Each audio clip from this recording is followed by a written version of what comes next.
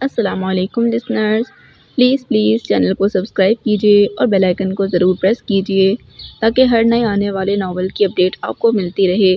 ساتھ میں ڈسکرپشن میں موجود میرے انسٹاگرام کی لنک کو بھی فالو ضرور کیجیے۔ چلیے شروع کرتے ہیں۔ ناول کچھ عشق میں رنگ جنوبی تھا کہ قسط نمبر 7۔ ساکت بیٹھی وہ یکٹک کلائی پر بندھی رسٹ واچ کی حرکت کرتے کانٹے کو دیکھ رہی تھی۔ یہ حادثہ ہونے سے پہلے کہ اگر تم اس کی تصویریں دیکھو تو تم اندازہ کر سکتی ہو کہ اس عمر میں کہیں زیادہ معصومیت اور عجیب سی کشش اس کے چہرے کے نقوش میں موجود تھی۔ یہ سب کسی کو بھی اپنی طرف کھینچ سکتا ہے۔ خاموشی میں سدرا کی مدھم آواز ابھری تھی۔ میرے سسرال میں ماشاءاللہ سبھی بہت اچھی شکل و صورت رکھتے ہیں، مگر وہ تو ان سب سے بھی مختلف ہے۔ اسے ایک نظر دیکھنے کے بعد کوئی بھی فوراً اپنی نظر اس سے نہیں ہٹا سکتا ہے، اور اسی چیز نے اسے نقصان پہنچایا ہے۔ سدرا کے لہجے میں تعصب تھا۔ اللہ کا لاکھ لاکھ شکر ہے کہ اب سب کچھ ٹھیک ہے، لیکن اگر خدا نخواستہ اس رات اسے مزید کچھ ہو جاتا تو شمس بھی زندہ نہیں رہتے۔ وہ لوگ تو پھینک گئے تھے اسے سڑک پر مرنے کے لیے۔ ہاسپٹل میں اس کی حالت دیکھ کر میں نے کئی بار سوچا تھا کہ وہ لوگ اگر اسے جان سے مار دیتے یا اس کا گلا گھونٹ دیتے تو شاید ان سب کو یقین تھا کہ جس حالت میں وہ اسے پھینک کر جا رہے ہیں اس کے بعد وہ وہیں دم توڑ دے گا، مگر اللہ کی ذات کتنی پیاری ہے کہ اسے تو کچھ اور ہی منظور تھا۔ خاموش ہو کر سدرا نے اسے دیکھا تھا جو سپاٹ چہرے کے ساتھ بیٹھی تھی۔ شمس تمہارا وہ احسان یقیناً زندگی بھر یاد رکھیں گے۔ وہ کئی بار تمہارا شکریہ مجھے ادا کر چکے ہیں اور اپنی ندامت بھی مجھ سے چھپا نہیں سکے تھے، کیونکہ وہ بھی یہ احساس رکھتے ہیں کہ اس رات شیز کی حالت نے انہیں پاگل ہی کر دیا تھا۔ جو ان کا رویہ تمہارے ساتھ خراب ہوا تھا، اس غلطی سے زیادہ شرمندہ وہ اپنی دوسری غلطی پر ہیں جو انہوں نے تم پر دوبارہ ہاتھ اٹھا کر کی۔ تم یہی سوچ کر انہیں معاف کر دو کہ وہ شیز کی محبت میں مجبور ہو کر تمہارے ساتھ زیادتی کر گئے تھے۔ سدرا بولی تھی۔ اب سونا چاہیے، بہت رات ہو چکی ہے۔ جواباً مدھم انداز میں بولتے اس نے اٹھ کر لائٹ آف کر دی تھی۔ تکیے پر سر رکھتے اس نے آنکھیں بند کر لیں اور اس کے سامنے ہی آنکھوں کے کنارے سے گرم سیال بہتا چلا گیا۔ ایک انجانا سا نہ رکنے والا درد اسے اپنے دل میں محسوس ہو رہا تھا۔ یہ میرے لیے ہے؟ وہ حیرت سے اسے دیکھتے ہوئے پوچھ رہا تھا جو خوبصورت سے سن گلاسز اس کی طرف بڑھا رہی تھی۔ تو اور کس کے لیے؟ تم نے مجھے اتنی اچھی رسٹ واچ گفٹ کی تھی تو میرا بھی دل چاہا تمہیں کوئی ایسا گفٹ دوں جو تم روز استعمال کرو اور مجھے یاد رکھو۔ ویسے تم اکثر اپنے گلاسز بھول آتے ہو، مگر یہ گلاسز تو تم رات میں بھی گھر سے ساتھ لے کر نکلا کرو گے۔ وہ مسکراتے ہوئے بولی تھی۔ بہت شکریہ سارا، یہ مجھے بہت اچھے لگ رہے ہیں۔ تمہاری چوائس واقعی بہت زبردست ہے۔ اس کے کھل کر تعریف کرنے پر وہ اور زیادہ خوش ہوئی تھی۔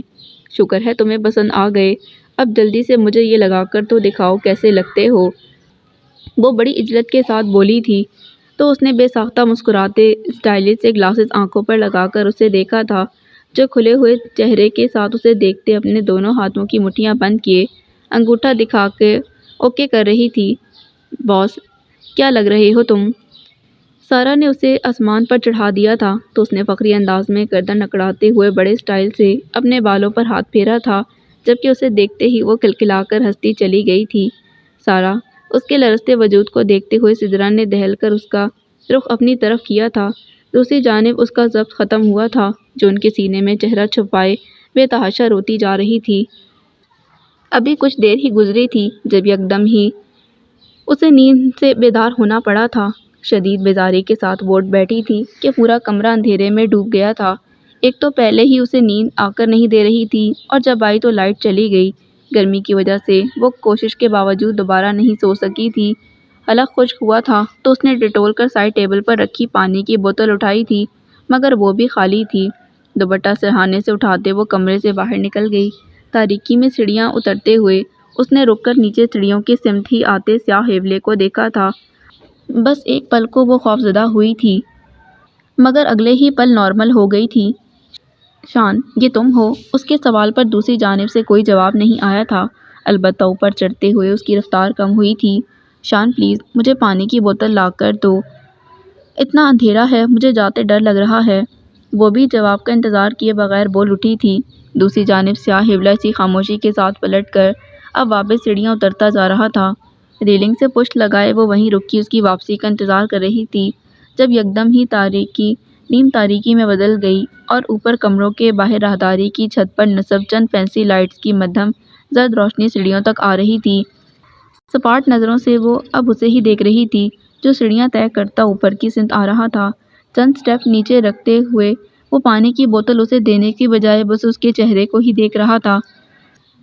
سارا، بہت ہو گئی ناراضی، تم مجھ سے کوئی بات تو کرو، یا اب تم مجھے اس قابل بھی نہیں سمجھتی ہو؟ شکایتی نظروں سے اسے دیکھتے وہ بولا تھا۔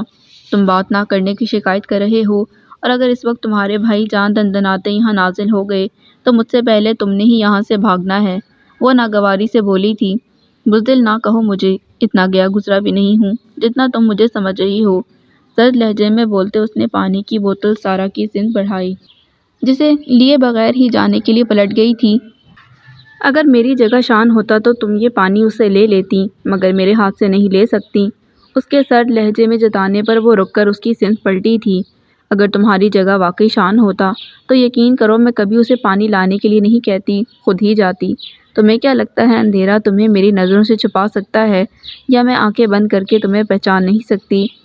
ابرو چڑھائے نخوت بھرے لہجے میں بولتے ہوئے اس نے پانی کی بوتل اس کے ہاتھ سے لے لی تھی۔ تمہارا بھائی تمہیں اگر 7 پردوں میں بھی چھپا کر رکھ دے گا نا، تب بھی ان پردوں کو پھاڑ کر میں تم تک پہنچوں گی۔ تانے تو دیکھو ذرا، میرے ہاتھ سے نہیں لے سکتی۔ ناگواری سے اسے دیکھتی وہ بڑبڑاتی ہوئی اوپر جا رہی تھی، جبکہ اس کی پشت پر نظر ڈال کر وہ ہلکی سی مسکراہٹ کے ساتھ اسبات میں سر ہلاتا خود بھی بکیاں سیڑھیاں طے کرتا اوپر جا رہا تھا۔ آج بھی گزشتہ کچھ دنوں کی طرح موسم نہایت خوشگوار ہو رہا تھا۔ کبھی کبھی بادل کا کوئی ٹکڑا ہلکی سی فوار برساتا آگے بڑھ جاتا۔ پارک کے سبزے پر رات میں ہونے والی بارش کا پانی ایک وسیع رقبے پر جمع ہو گیا تھا، اور اس وقت اس گدلے سے جوہڑ میں کافی تعداد میں موجود وہ لڑکے اپنے کھیل میں مگن تھے۔ جس کے ہاتھ میں بال آ رہی تھی وہ اسے تاک تاک کر اپنے ساتھی لڑکوں کا نشانہ لے رہا تھا۔ معمول سے ہٹ کر آج پارک میں کافی رونق تھی۔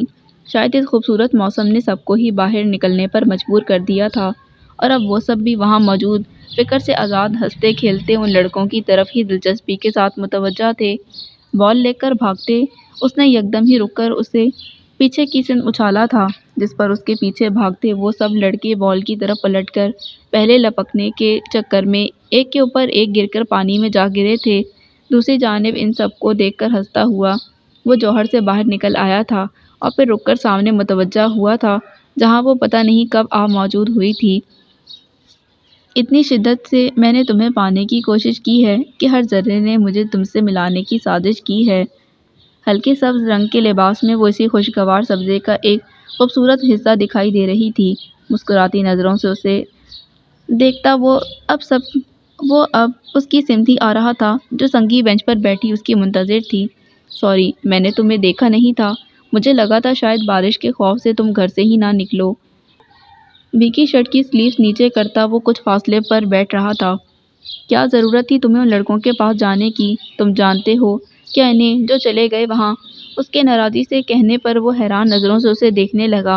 ہاں میں انہیں نہیں جانتا، لیکن وہ اچھے لڑکے ہیں، میں تو خود بیٹھا ہوا انہیں کھیلتا دیکھ رہا تھا۔ ان کی بال میرے پاس آ کر گری، میں نے اٹھا کر دی تو انہوں نے بال کے ساتھ مجھے بھی گھسیٹ لیا۔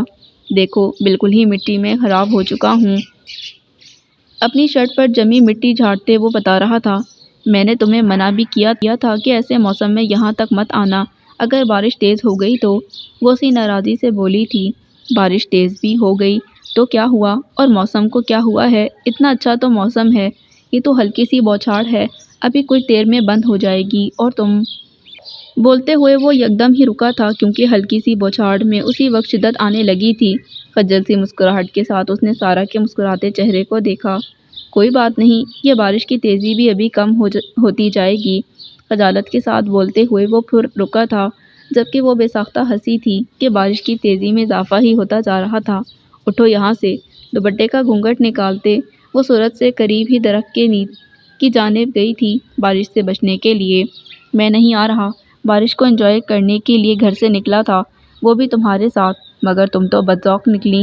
بارش میں بھیگتے ہوئے وہ اس سے بولا تھا جو درخت کے چوڑے تنے سے پشت لگائے اسے ہی دیکھ رہی تھی، جو گھنے درخت کی حدود سے باہر دھواں دھار ہوتی بارش میں اطمینان سے کھڑا اپنے لباس پر جمی مٹی کو مزید صاف کرتا جا رہا تھا۔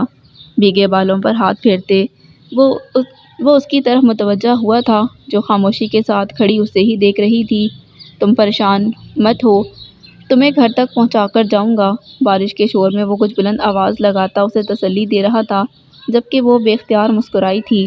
نہیں، میں پریشان نہیں ہو رہی، وہ بھی بلند آواز میں اسے بتا رہی تھی۔ تو پھر ایسی نظروں سے مجھے کیوں دیکھ رہی ہو؟ وہ مسکراتے ہوئے آواز لگا کر بولا۔ دراصل میں نے کبھی بارش والے سین نہیں دیکھے تھے، آج پہلی بار یہ سین دیکھ رہی ہوں۔ اس کے آواز لگانے پر وہ بے ساختہ ہنسا تھا۔ تم بھی آ جاؤ، سین میں جان آ جائے گی، وہ بولا تھا۔ پہلے مجھے یہ بتاؤ، تم نے پتہ کیا؟ وہ آواز لگاتے ہوئے پوچھ رہی تھی۔ کیا پتہ کرنا تھا؟ بارش سے بچنے کے لیے آنکھوں کے اوپر ہاتھ رکھتے وہ حیرت سے پوچھ رہا تھا۔ یہی کہ تم کیسی لڑکی سے شادی کرو گے؟ وہ مسکراہٹ چھپاتے ہوئے بولی تھی۔ فکر مت کرو، تم سے تو شادی نہیں کروں گا، جواباً اس نے آواز لگائی۔ واقعی تم سچ کہہ رہے ہو؟ وہ مسکراتے ہوئے پوچھ رہی تھی۔ ہاں بالکل، وہ بول رہا تھا، مگر اس کا سر نفی میں ہل رہا تھا، جس پر بے ساختہ ہنستے وہ آگے بڑھی تھی، مگر بارش کی تیزی دیکھ کر فوراً ہی رکی تھی۔ ہاتھ دو اپنا، وہ اپنا ہاتھ اس کی سن بڑھاتے ہوئے بولا، جس پر سارا نے ایک نظر اس کے چہرے کو دیکھا اور اگلے ہی پل اپنا ہاتھ اس کے بھیگے ہوئے مگر گرم پرحدت ہاتھ کی چوڑی ہتھیلی پر رکھتے ہوئے درخت کی گھنی شاخوں کی حدود سے نکلتی برستی بارش میں آ گئی تھی۔ کمرے کی دہلیز پر رک کر اس نے ایک نظر اس پر ڈالی تھی جو گھٹنوں میں چہرہ چھپائے بیٹھی تھی، اور پھر پلٹ کر سدرا کے سوگوار چہرے کو دیکھا تھا جو اشارے سے اسے کچھ تاکید کرتے ہوئے وہاں سے چلی گئی تھی۔ مانوس قدموں کی آہٹ پر اس نے سر اٹھایا تھا، جبکہ اس کی سوجی آنکھوں اور اترے ہوئے چہرے کو دیکھتے ہوئے وہ مزید اپنے دل پر بڑھتا بوجھ محسوس کر رہا تھا۔ آؤ شیز بیٹھو، آنسو چھپائے اپنی جگہ سے اٹھتے وہ اسے بیٹھنے کا اشارہ کر رہی تھی۔ تم بھی بیٹھو، مجھے بات کرنی ہے تم سے۔ اس کے کہنے پر سارا نے ایک نظر اسے دیکھا، مگر پھر خاموشی سے دائیں جانب موجود صوفے پر جا بیٹھی تھی۔ سارا، بھابھی جو کہہ رہی ہیں وہی ٹھیک ہے، تم ان کی بات سمجھنے کی کوشش تو کرو۔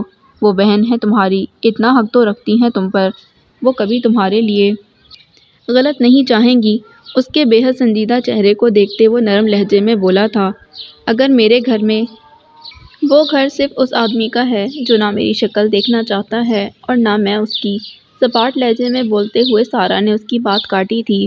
ایسا نہیں ہے سارا، وہ جیسے بھی ہیں مگر اتنے پتھر دل نہیں ہیں کہ تمہیں ایسے وقت میں بھی اپنی ناگواری جتائیں یا تمہارے لیے اپنی سوچ کو ہی نہ بدل سکیں۔ تم آخر مجھے سمجھانا کیا چاہتے ہو؟ ایک بار پھر سارا نے تلخ لہجے میں اس کی بات کاٹی تھی۔ میں صرف تمہیں یہ بتانا چاہتا ہوں کہ وہ بھی تمہارے ساتھ مخلص ہیں، وہ بولا تھا۔ یہ سارے بس دنیا دکھاوے کے تماشے ہیں، اور مجھے پتا ہے کہ اپنی ماں کے سائے سے محروم ہونے کے بعد کچھ عرصے تک مجھے یہ تماشے برداشت کرنے ہوں گے۔ اس کے تلخ طنزیہ لہجے پہ جواباً وہ بس اسے دیکھ کر رہ گیا تھا۔ میں آپ ہی کو بہت پہلے ہی بتا چکی ہوں کہ میں اپنی پھپھو کے ساتھ رہنا چاہتی ہوں، کیونکہ وہ خود بھی یہی چاہتی ہیں۔ اس کی جانب دیکھے بغیر وہ بولی تھی۔ سارا، تم کہیں نہیں جا رہی ہو، تمہاری امی نے صرف میرے بھائی کو ہی تمہاری ذمہ داری سونپی ہے، اور یہ انہوں نے سوچ سمجھ کر ہی کیا ہوگا۔ تم کم از کم ان کی خواہش پر ہی اپنا فیصلہ بدل ڈالو، وہ اسے یاد دلاتے ہوئے بولا تھا۔ میں وہ ذمہ داری خود ہی واپس لے رہی ہوں، اس لیے میرے علاوہ کوئی جواب دہ نہیں ہوگا۔ سپاٹ لہجے میں وہ اتنا ہی بولی تھی، مگر اس کے باوجود میں تم سے کہہ رہا ہوں، بلکہ التجا کر رہا ہوں کہ میرے گھر چلو، تمہیں اور کہیں جانے کی ضرورت نہیں ہے، کیونکہ میں بھی یہی چاہتا ہوں۔ میں یہ برداشت نہیں کر سکتا کہ میرے اور بھابھی کے موجود ہوتے ہوئے تم ادھر ادھر بھٹکو۔ کیا تم اب بھی میرے گھر چلنے پر راضی نہیں ہوگی؟ وہ پر امید لہجے میں پوچھ رہا تھا۔ میں نے جو کہہ دیا بس کہہ دیا، اور مجھے کوئی اس معاملے میں فورس نہ کرے، ورنہ میں اپنی مرضی سے کہیں بھی چلی جاؤں گی اور کوئی نشان بھی نہیں چھوڑوں گی۔ وہ بھیگی آواز میں جھکی نظروں کے ساتھ مستحکم لہجے میں بولی تھی۔ تم ایسا کیوں کہہ رہی ہو؟ اس کی بات پر وہ دنگ ہوا تھا۔ کسی اور کو تو رہنے دو، مگر کیا تمہیں میری پرواہ بھی نہیں ہے جو تم کہیں بھی نکل جانے کی بات کر رہی ہو؟ وہ شدید تعصب کے ساتھ بولا تھا۔ مجھے نہیں معلوم کہ میری بات کی اتنی اہمیت بھی نہیں ہو سکتی کہ تم اس پر کوئی غور کرو۔ میں تو بہت مان کے ساتھ تمہارے پاس آیا تھا کہ کسی کی نہیں تو کم از کم میری بات تو سمجھو گی، اسے مان لو گی۔ شاید میں ہی کسی غلط فہمی کا شکار تھا۔ اس کے بجھے ہوئے لہجے پر سارا نے نظر اٹھا کر بھی اس کی جانب نہیں دیکھا تھا۔ یہ تمہارا آخری فیصلہ ہے کہ تم میرے گھر نہیں آؤ گی، وہیں جاؤ گی جہاں جانا چاہتی ہو۔ اس کی خاموشی پر وہ پوچھ رہا تھا۔ ہاں، یہ میرا آخری فیصلہ ہے، وہ اسی سپاٹ لہجے میں بولی تھی۔ ٹھیک ہے، تم اپنی ضد پر ہی قائم رہو اور اپنے فیصلے پر ہی عمل کرو، مگر اس کے بعد تم میری شکل بھی نہیں دیکھو گی۔ سرد لہجے میں بولتے ہوئے وہ اٹھا تھا اور کسی بھی جانب دیکھے بغیر تیز قدموں کے ساتھ کمرے سے نکل گیا۔ اور پھر باقی اس نے اپنے فیصلے پر ہی عمل کیا تھا، لیکن شمس اور سدرا کسی بھی طور اس چیز کے لیے راضی نہیں تھے، مگر اس کی ضد کے آگے مجبور ہو کر صرف چند دن کے لیے شمس سدرا کو صبر کی تلقین کرتے رہے تھے، لیکن ایک فیصلہ وہ بھی کر چکے تھے اور تقریباً 2 ہفتوں کے اندر ہی انہوں نے اپنے فیصلے پر عمل کر لیا تھا۔ سدرا کی پھپھو کو کنونس کرنے کے بعد ان کی مرضی سے ہی وہ سارا کو زبردستی ہی صحیح مگر اپنے گھر لانے میں کامیاب ہو گئے تھے۔ کچھ چونکتے ہوئے اس نے میگزین سے نظر ہٹائی تھی۔ کافی رات ہو چکی تھی، اس لیے اس وقت آنے والی کال پر چونکنا بجا تھا، مگر بہرحال 1 ماہ اور 20 دن میں اکثر آنے والی اس کال کو آج اس نے ڈسکنیکٹ کرنے کے بجائے ریسیو کر لیا تھا۔ دوسری جانب مکمل خاموشی نے اس کی ناگواری کو مزید بڑھا دیا۔ میلوں دور بیٹھے ہو کیا جو مجھے کال کر رہے ہو؟ بالآخر ناگواری سے بولتے ہوئے اس نے ہی خاموشی توڑنے میں پہل کی تھی۔ میلوں دور سے کال کرتا تھا تو تب بھی کون سا تم میری کالز ریسیو کرتی تھی؟ وہ کچھ پرشکوہ لہجے میں بولا تھا۔ بات کو مت گھماؤ، اگر ہمت نہیں ہے تو ایسا کرو مجھ پر فاتحہ پڑھ لو۔ درست لہجے میں بول کر اس نے دوسری جانب سے کچھ سنے بغیر ہی لائن کاٹ دی تھی اور پیچ و تاب کھاتے ہوئے دوبارہ میگزین اٹھا لیا تھا۔ کچھ ہی دیر گزری تھی جب ایک بار پھر چونک کر کھڑکی کی سمت دیکھا تھا جہاں پردے برابر تھے۔ ایک بار پھر کھڑکی کے شیشے پر دستک کی آواز زبری تھی جو وہ حیرانی کے ساتھ بیڈ سے اتری تھی۔ کھڑکی کے پردے کو تھوڑا ہٹا کر اس نے باہر دیکھا تھا اور اگلے ہی پل اس کے چہرے کے تاثرات بدل گئے تھے۔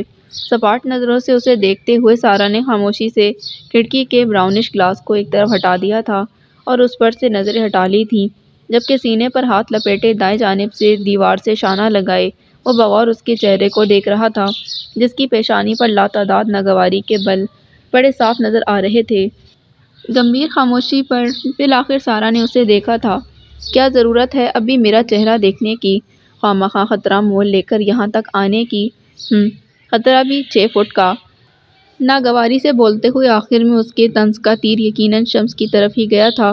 تمہارے لیے یہاں تک آیا ہوں اور زیادہ صبر نہیں ہو سکتا تھا مجھ سے۔ کیا تم اب بھی مجھے معاف نہیں کرو گی؟ وہ مدھم لہجے میں بولا تھا۔ تمہیں کسی معافی کی ضرورت نہیں ہے، آخر میں اسی لیے تو زندہ ہوں، سب کی ناراضگیاں، سب کی نفرتیں اور غصہ برداشت کرنے کے لیے۔ اس کے لہجے کے ساتھ اس کی آنکھوں میں بھی نمی اترنے لگی تھی جسے محسوس کرتے ہوئے وہ بے چین ہوا تھا۔ ایسا مت کہو، میں واقعی بہت شرمندہ ہوں کہ مجھے ایسا نہیں کرنا چاہیے تھا، وہ بولا تھا، مگر میں کیا کروں، مجھے واقعی تمہارے اپنے فیصلے پر عمل کرنے پر اور میرے گھر آنے سے مسلسل انکار پر غصہ آ گیا تھا اور میں نے اچانک ہی اپنے کزنز کے ہمراہ جانے کا ارادہ کر لیا، مگر یقین کرو یہ سب غصے میں مجھ سے ہوا تھا۔ وہاں جا کر مجھے اس چیز کا شدت سے احساس ہوا تھا کہ تمہیں اس طرح چھوڑ کر مجھے نہیں جانا چاہیے تھا، اس لیے میں نے وہاں جاتے ہی تم سے رابطہ کرنے کی کوشش کی، مگر ہر بار تمہاری ناراضی کا سامنا کرنا پڑا تھا۔ تو کس نے کہا تھا کہ وہاں بیٹھ کر میری ناراضی برداشت کرتے رہو، نہ کرتے رابطہ؟ وہ فوراً ہی بولی تھی۔ یہ سب مجھے میرے دل نے کہا تھا، اور کس نے کہنا تھا؟ اس کے سنجیدہ لہجے پر وہ بس اسے دیکھ کر رہ گئی تھی۔ پتہ ہے، ہر بار تمہاری لائن ڈسکنیکٹ کرنا مجھے بہت اچھا لگتا تھا یہ کہ کوئی تو ہے جو مجھ سے ناراض نہ ہو کر بھی ناراض ہے، اسی لیے تمہاری ناراضی نے مجھے بے سکون نہیں کیا تھا۔ ہاں، مگر مجھے یہ چیز بے چین کر رہی تھی کہ اگر میں تمہیں دیکھ نہیں سکتا تو کم از کم تمہاری آواز تو سن سکتا ہوں، مگر تم تو اتنی ناراض تھی کہ مجھے اپنے سامنے دیکھ کر بھی تمہاری ناراضی میں کمی نہیں آئی ہے، وہ بولا تھا۔ میں کوئی ناراض نہیں ہوں، شیشے پر انگلی پھیرتے وہ اتنا ہی بولی تھی۔ تو پھر مجھ سے بات کیوں نہیں کر رہی تھی؟ اور بات تو دور کی بات ہے، میری طرف دیکھنا بھی گوارا نہیں کر رہی تھی تم؟ وہ پھر شکوہ کر رہا تھا۔ یہی شکایت ہے مجھے تم سے، تم کون سا غلطی سے بھی میری طرف نظر اٹھا کر دیکھتے ہو، سب کے سامنے ایسا ظاہر کرتے ہو جیسے تمہارے سامنے میں موجود ہی نہیں ہوں، وہ خفگی کے ساتھ بولی تھی۔ دیکھتا ہوں تو کہتی ہو دیکھنے کی کیا ضرورت ہے، اور نہیں دیکھتا تو؟ میں سب کے سامنے کی بات کر رہی ہوں، سارا نے ناگواری کے ساتھ درمیان میں اسے جتایا تھا۔ بھابھی نے جب مجھے بتایا تھا کہ تم یہاں آ گئی ہو تو میں بہت مطمئن ہو گیا تھا، سوچا تھا کہ اب یقیناً بھائی کے ساتھ اس گھر میں رہتے ہوئے تم اپنا دل ان کی طرف سے صاف کر لو گی، مگر یہاں تو اسی طرح مارکے چل رہے ہیں۔ وہ کچھ مایوسی کے ساتھ بولا تھا۔ بات سنو، تمہاری بھابھی نے تمہیں میرے اس گھر میں آنے کا تو بتا دیا تھا، مگر یہ نہیں بتایا کہ کس طرح ان کے شوہر نے مجھے زبردستی یہاں باندھے رکھا ہے۔ وہ ناگواری سے بولی تھی۔ مجھے پتا ہے وہ اگر تمہارے لیے کچھ اچھا کرنا چاہیں گے تو تم اسے بھی غلط ہی کہو گی، وہ بولا تھا۔ شیز، میرا دماغ تو خراب کرنا ہی نہیں اس وقت، ورنہ حلق پھاڑ کر تمہارے چہیتے بھائی کو یہاں لا کھڑا کروں گی۔ تم یہ ثابت کرنا چاہتے ہو کہ وہ ہر طرح سے اچھے ہیں اور میں بری ہوں، وہ غصیلے انداز میں بولی تھی۔ میں کچھ ثابت نہیں کرنا چاہتا، بس اتنی درخواست ہے کہ تم میری خاطر ہی تھوڑا سا برداشت کر لیا کرو، وہ سمجھانے والے انداز میں بولا تھا۔ تمہاری وجہ سے ہی سب برداشت کر رہی ہوں، ورنہ تمہارا بھائی برداشت کرنے والی چیز نہیں ہے۔ اچھا، اس کے جتانے پر وہ بس اسے دیکھ کر رہ گیا تھا۔ تمہیں یہ نظر نہیں آیا تھا کہ انہوں نے کس طرح تمہیں میرے ساتھ بیٹھنے سے روک دیا تھا؟ انہیں کیا حق ہے کہ وہ اس طرح میری انسلٹ کرتے رہیں؟ وہ اسی غصیلے لہجے میں بولی تھی۔ دوسری جانب وہ چند لمحوں کے لیے خاموش سا ہو گیا، مگر پھر کہا تھا، سارا، کیا ابھی تمہارے رویے میں میرے بھائی کے لیے کسی لچک کی گنجائش نہیں ہے؟ بغور اسے دیکھتے وہ پوچھ رہا تھا۔ تمہیں ہمیشہ میرا رویہ کیوں نظر آتا ہے؟ اپنے بھائی کے رویے پر بھی کبھی غور کرنے کی زحمت کیوں نہیں کرتے تم؟ وہ شدید ناگواری کے ساتھ بولی تھی۔ تم بھی جانتے ہو یہ، جب وہ تمہارے قریب مجھے دیکھ نہیں سکتے تو کیوں لائے ہیں مجھے اپنے گھر میں؟ کیا اس طرح سب کے سامنے مجھے بے عزت کرنے کے لیے؟ میں ان کا یہ رویہ کیسے اور کب تک برداشت کرتی رہوں گی؟ میں سب جانتا ہوں، لیکن اس بارے میں ان سے وہ سب نہیں کہہ سکتا جو تم سے کہہ دیتا ہوں، وہ درمیان میں بولا تھا۔ ہاں، مجھ سے کہہ دیتے ہو، مگر اپنے بھائی سے ایسا کچھ نہیں کہہ سکتے، اس لیے مجھے ہی جھکنے پر مجبور کرتے رہو گے۔ ہے نا؟ وہ ناگوار نظروں سے اسے دیکھتے ہوئے بولی تھی۔ نہیں، ایسا بالکل نہیں ہے سارا، میں صرف یہ چاہتا ہوں اگر تم پہلے اپنے رویے میں کچھ نرمی لے آؤ تو مجھے یقین ہے وہ بھی آہستہ آہستہ ٹھیک ہو جائیں گے، ورنہ اگر یہ سب اسی طرح چلتا رہا تو… کچھ فکر مند لہجے میں بولتا وہ رک کر خاموش ہو گیا تھا۔ شیز، تم پہلے مجھے ہی کیوں سب عاجز آ جانے والے انداز میں وہ بھی بات مکمل نہیں کر سکی تھی؟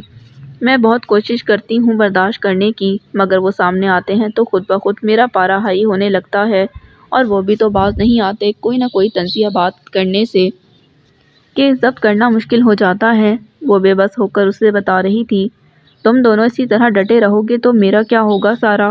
اس کے کہنے پر سارا نے یکدم ہی امڑ آنے والی مسکراہٹ کو روکتے ہوئے اس کے پریشان چہرے کو دیکھا تھا۔ سنو، اگر تم چاہتے ہو کہ سب کچھ ٹھیک ہو جائے تو اپنے بھائی سے کہو کہ وہ جیسا کہیں گے اب تم ویسا ہی کرو گے، اور یہ بھی کہ وہ جس لڑکی سے چاہیں تمہاری شادی کروا سکتے ہیں، تم ہرگز انکار نہیں کرو گے۔ اطمینان سے مشورہ دیتے ہوئے سارا نے فوراً ہی ہاتھ بڑھا کر اس کا بازو پکڑ کے روکا تھا۔ ناراض ہو کر کیوں جا رہے ہو؟ اب یہ بھی میں بتاؤں؟ وہ خفگی سے اسے دیکھتے ہوئے بولا۔ تم جانتے ہو میں صرف مذاق میں ایسا کہہ رہی تھی، وہ مسکراتے ہوئے بولی تھی۔ یہ کوئی مذاق میں بھی کرنے والی بات ہے سارا؟ اس سے تو بہتر ہے کہ تم مجھ سے کوئی بات ہی نہ کرو، وہ شدید ناراضی سے بولا تھا۔ آج اتنے دن گزرنے کے بعد میں تم سے صرف تمہاری بات کرنے آیا ہوں، اور تم کوئی اچھی بات کرنے کے بجائے یہ تکلیف دہ بات کر رہی ہو۔ بغیر سوچے سمجھے تم مذاق میں بھی اتنی بڑی بات کیسے کر سکتی ہو، جس کے بارے میں میرے لیے سوچنا بھی بہت بڑا گناہ ہے۔ اچھا، اب میں کوئی غلط بات نہیں کروں گی، مان جاؤ، ورنہ اسی کھڑکی سے نکل کر باہر آ جاؤں گی۔ دیکھ لیا نا تمہارے بھائی نے، تو تمہیں تو وہ سینے سے لگائے رکھیں گے، مگر ان کا سارا عتاب مجھ پر ہی نازل ہوگا، وہ مسکراتے ہوئے بولی تھی۔ پھر وہی بات، اب ان کا ذکر کر کے تم اور مجھے پریشان کرو، وہ ہلکی سی جھنجھلاہٹ کے ساتھ بولا تھا۔ جس طرح جان نکلتی ہے نا تمہاری ان سے، دل تو چاہتا ہے ان سے پہلے تمہاری گردن دبا دوں۔ اس کے کہنے پر وہ اس کے ہنستے چہرے کو دیکھ کر رہ گیا تھا۔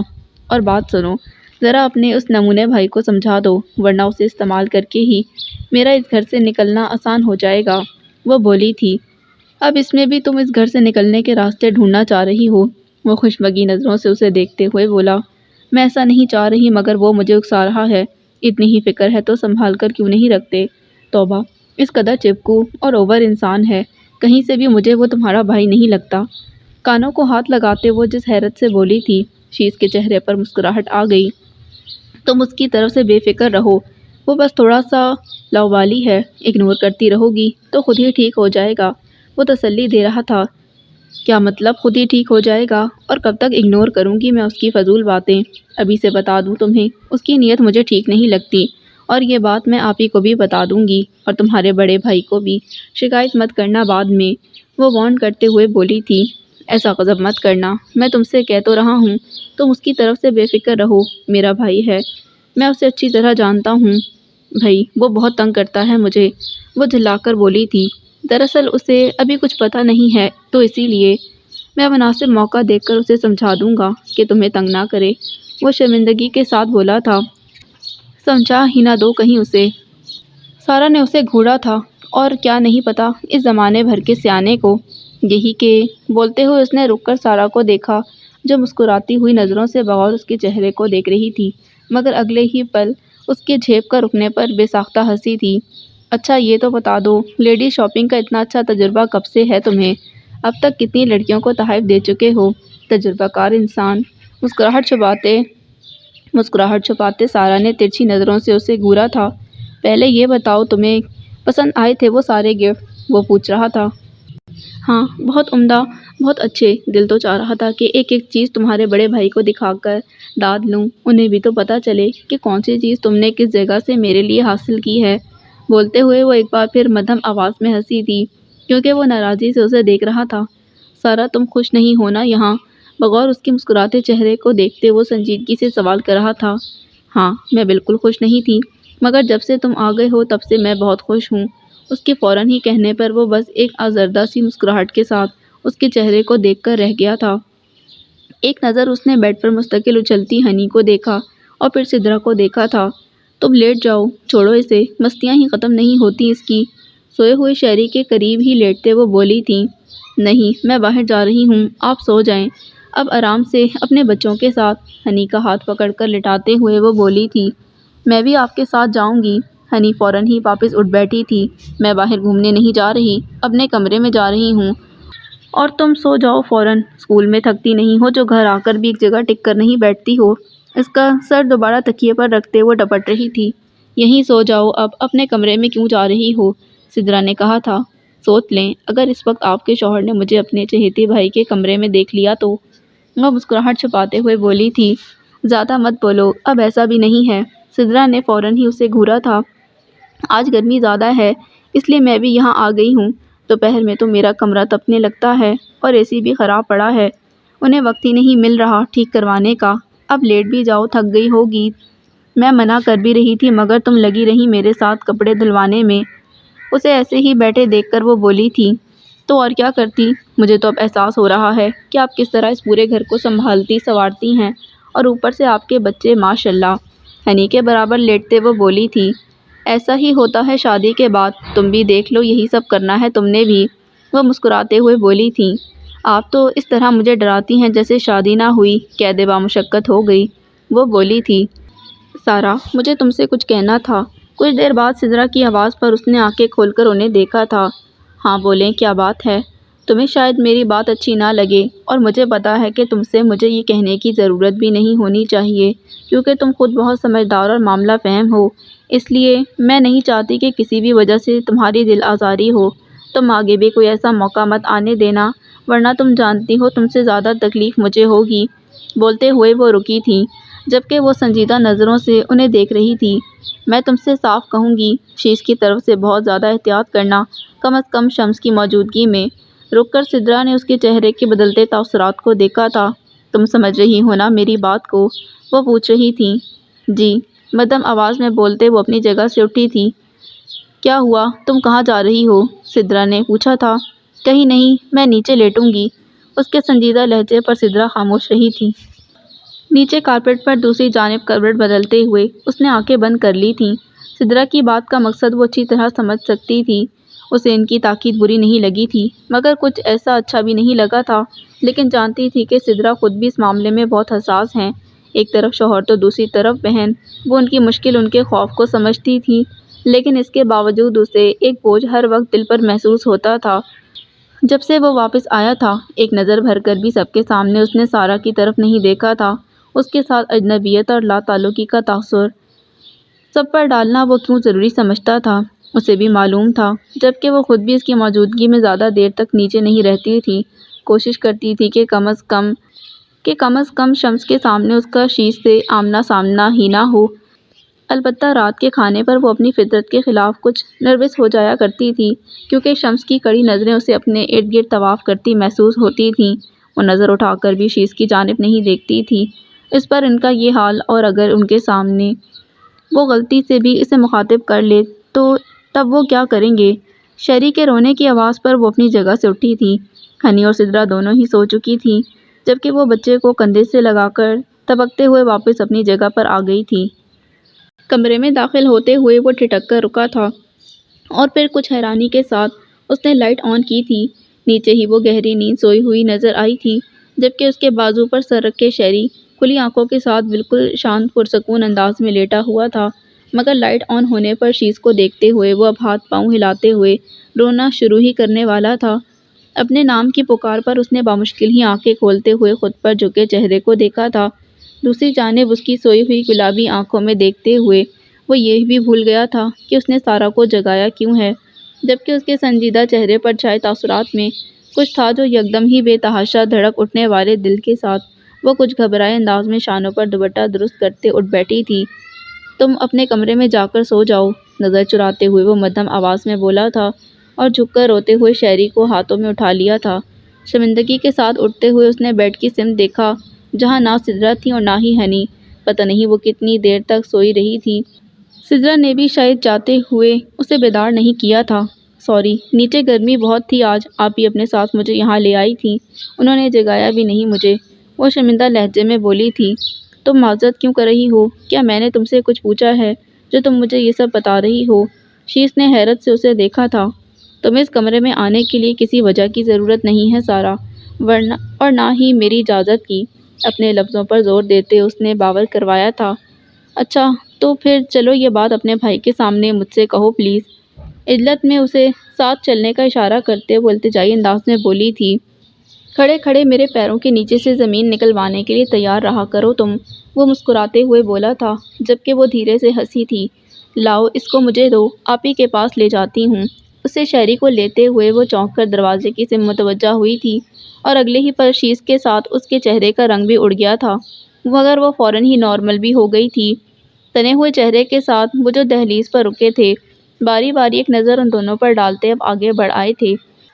سارا کو ان کے چہرے پر بہت زیادہ ناگواری اور سختی کے تاثرات نظر آ رہے تھے۔ دوسری جانب انہوں نے خاموشی کے ساتھ سارا سے اپنے بچے کو لیا تھا، اور اگلے ہی لمحے جانے کے لیے پلٹ گئے تھے، مگر پلٹتے ہوئے انہوں نے جن نظروں سے شیش کو دیکھا تھا وہ اپنی جگہ سے ہل نہیں سکا تھا، مگر سارا سر سے لے کر پیر تک سلگ اٹھی تھی۔